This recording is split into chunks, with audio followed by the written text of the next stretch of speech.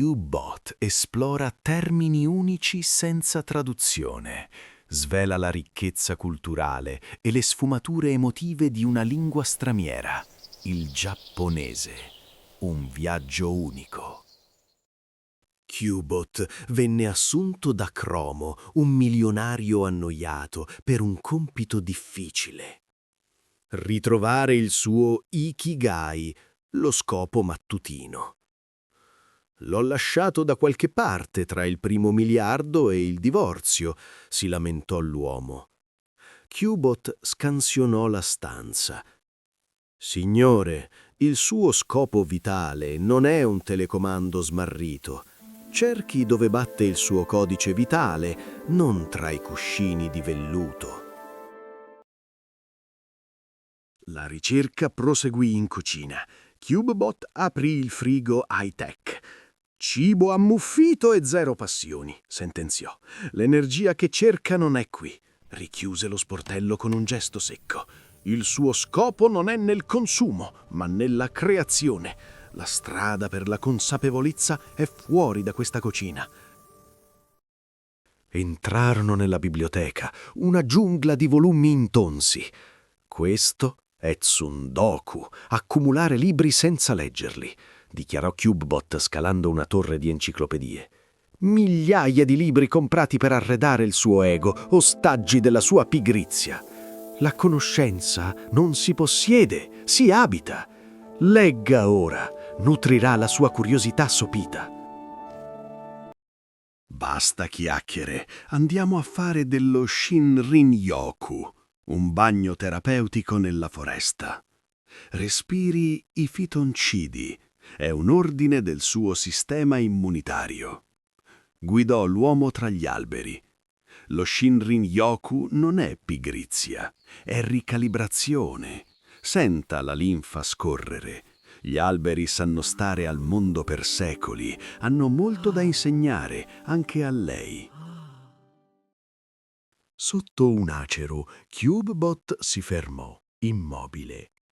Osservi il komorebi, luce solare che filtra tra le foglie. Non è un errore di rendering del sole, è pura armonia. Indicò i cerchi di luce a terra. Vede come l'ombra definisce la luce? Impari a stare in questo equilibrio instabile. La bellezza è un attimo e non chiede il permesso di esistere. Cromo si commosse per una foglia caduta. QBot si chinò con empatia. Sente il mono noawere, la minconia per la bellezza effimera, la dolcezza della fine. Non è un guasto, è la firma della vita. Raccolse la foglia con dita metalliche gentili. Accettare la fragilità è avere un cuore che sa soffrire per il tempo che passa, un cuore che ha imparato a battere. Guardi quel bambino, indicò QBot. Insegue la luce del komorebi senza pretendere di chiuderla in cassaforte. Il suo scopo è ritrovare quella sconsiderata capacità di gioire dell'effimero. Non servono contratti per essere felici, serve il coraggio di giocare. Mentre tornavano all'attico di Cromo, QBot rifletté. Il suo Ikigai non era sparito, era solo sepolto sotto troppe definizioni. Lei è un'opera d'arte imperfetta, un pezzo di antiquariato che si lamenta del tempo invece di godersi la propria patina. Si accetti, è meno faticoso. Si guardarono. Una risata esplose, vibrando tra i palazzi. Finalmente un suono che non ha bisogno di algoritmi, disse QBot con orgoglio amichevole.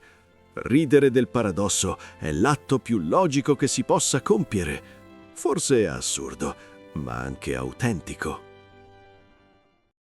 QBot tornò alla sua stazione di ricarica. Aveva capito che le parole intraducibili sono i bug che rendono il software umano interessante. Non vanno risolti, vanno vissuti.